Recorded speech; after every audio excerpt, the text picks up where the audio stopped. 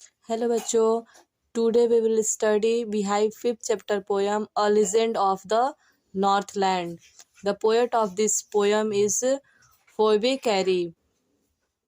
So let's begin. Away, away in the Northland, where the hours of the day are few and the night are so long in winter that they cannot sleep them through. It means away away in the northland, मतलब दूर दूर northland में, where the hours of the day are few, जहाँ दिन के घंटे बहुत कम होते हैं, and the nights are so long in winter, और रातें सर्दियों में बहुत ही लंबी होती हैं, that they can not sleep them through, कि पूरी रात में सोया नहीं जा सकता था. In second stanza, here, where they harness the swift reindeer to the sleighs when it snow, मतलब जहाँ जब बर्फ गिरती थी तो वे लोग तेज दौड़ने वाले रेंड्रियो से, स्लेजों से जो बिना पहियों की गाड़ी होती है, उससे वो क्या करने लगते थे, उस बर्फ को जोतने लगते थे. और and the children look like bears cub in their funny furry cloth, और वो अपने विचित्र रोएदार कपड़ों में बच्चे भालू के जैसे दिखते थे.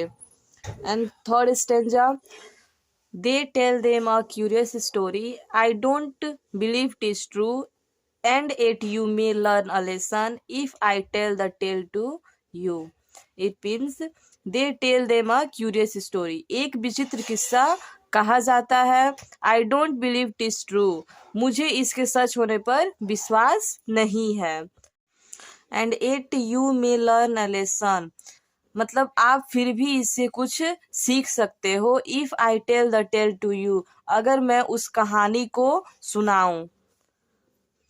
Once when the good saint Peter, एक बार जब एक संत Peter, lived in the world below, जो नीचे संसार में रहा करते थे, and walked about it preaching, जो उपदेश देने के लिए भटक रहे थे, जस्ट एज ही डिड, जैसा कि वो करते हैं. यू नो, आप जानते हैं, मतलब हम सभी जानते हैं कि संत लोग अपने अपने धर्म प्रचार के लिए इधर उधर घूमते हैं, अपना उपदेश देने के लिए.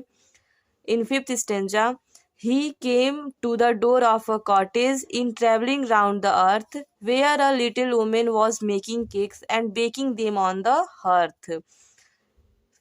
फिफ्थ स्टेंजा में हम इसका मीनिंग सेकेंड लाइन से निकालेंगे.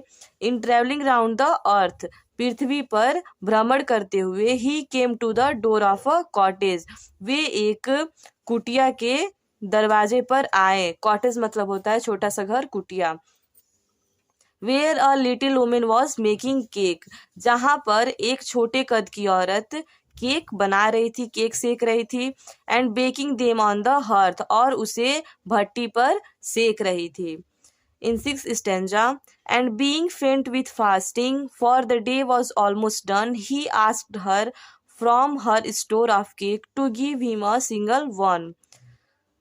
फास्टिंग मतलब होता है उपवास, फेंट मतलब होता है कमजोर पड़ना या बेहोश होना, तो इसका मतलब होगा, और उपवास के कारण, कमजोर होने के कारण, for the day was almost done, क्योंकि दिन लगभग समाप्त हो चला था. ही asked her from her store of cake, तो वो क्या किए, वो बहुत भूखे थे, बेहोश हो रहे थे, मतलब बहुत ज़्यादा कमज़ोर पड़ चुके थे, तो उन्होंने उससे, उसके स्टोर में से एक केक मांगा. To give him a single one, उनको एक उसमें से देने के लिए. In seven stanza, so she made a very little cake, but as it baking lay, she looked at it and thought it seemed too large to give away. So she made a little cake, इसलिए उसने एक बहुत छोटा सा cake बनाया.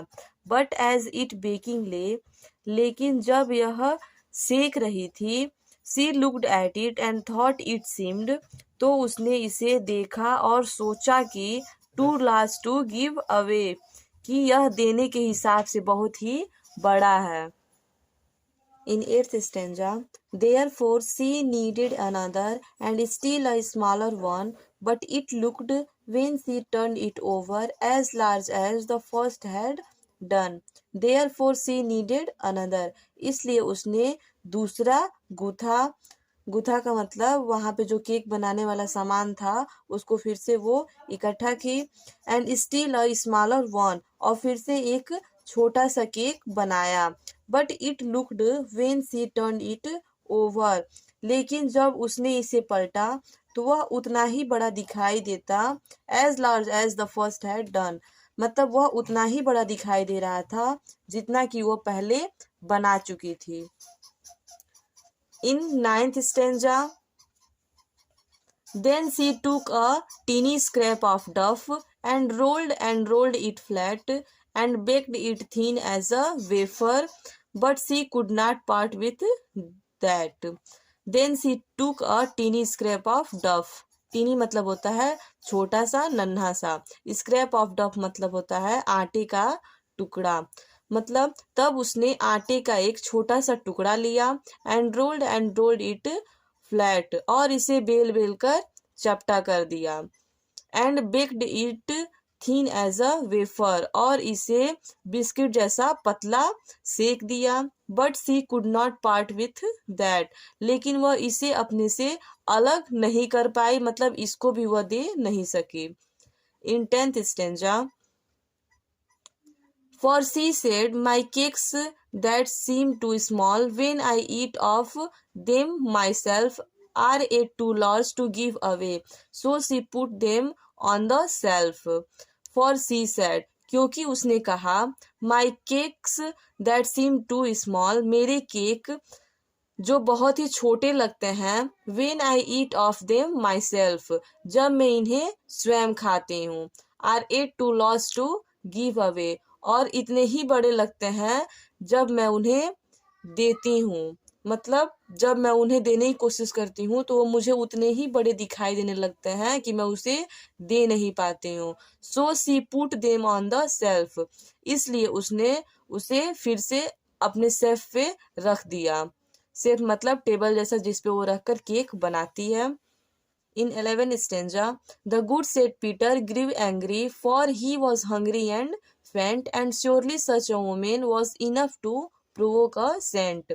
तब उस भले संत पीटर नाराज हो गए क्योंकि वह भूखे व कमजोर थे। And surely such a woman, और निश्चित रूप से ऐसी औरत was enough to provoke a saint, उस संत को भड़काने के लिए मतलब गुस्सा दिलाने के लिए काफी थी।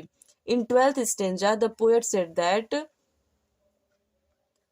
and he said, you are far too selfish to dwell in a human form, to have both food and shelter and fire to keep you warm. And he said, और उन्होंने कहा, you are far too selfish, तुम बहुत ही अधिक स्वार्थी हो, to dwell in a human form, कि तुम मनुष्य के रूप में रहने योग्य नहीं हो।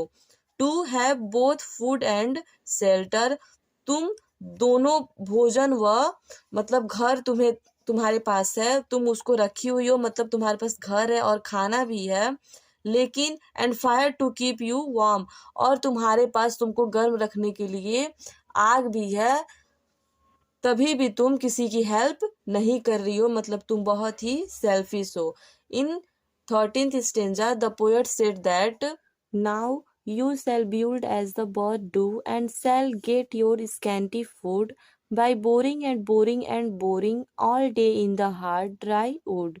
Now you shall build as the bird do, means अब तुम पक्षियों की तरह घर बनाओगी, मतलब करोगी, मतलब घर बनाओगी। And shall get your scanty food, और उससे तुम थोड़ा सा भोजन पाओगी। स्कैंटी मतलब होता है थोड़ा सा भोजन पाओगी। By boring and boring and boring, मतलब छेद करके, उसमें होल करके। All day in the hard dry wood, मतलब पूरे दिन सख्त मेहनत करके और उस सूखी लकड़ियों में तुम छेद करके उस पक्षियों की तरह घर बनाओगी और वहां से तुम थोड़ा सा भोजन पाओगी। In 14th stanza, then up she went through the chimney never speaking a word and out of the top flew a woodpecker for she was change to a bird. Then up she went through the chimney, तब वह chimney पर चली गई।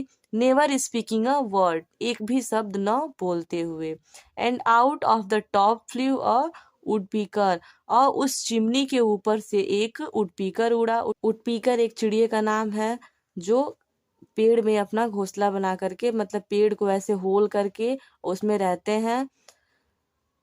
For she was change to a bird, क्योंकि वह अब पक्षी में बदल चुकी थी, मतलब वह अब पक्षी बन गई थी।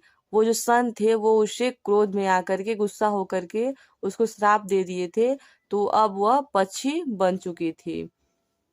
In 15th stanza, she had a scarlet cap on her head, and that was left the same, but all the rest of her clothes were burned, black as a coal in the flame. She had a scarlet cap on her head, मतलब उसके सिर पर लाल रंग की टोपी थी। Scarlett मतलब होता है डार्क रेड कलर, लाल रंग की टोपी थी। And that was left the same, और वह वैसे ही बनी रही, मतलब वो वैसे ही उसके सिर पर लगी हुई थी। But all the rest of her cloth were burn, और लेकिन उसके जो बचे हुए और जो कपड़े थे वो पूरे जल गए थे। Black as a coal in the flame, जैसे कि ज्वाला में, मतलब आग में कोई कोयला जलता हो, उस तरीके से उसके जो बचे हुए कपड़े थे वो जल चुके थे। उसके सिर पर बस एक रेड कलर की टोपी रह गई थी।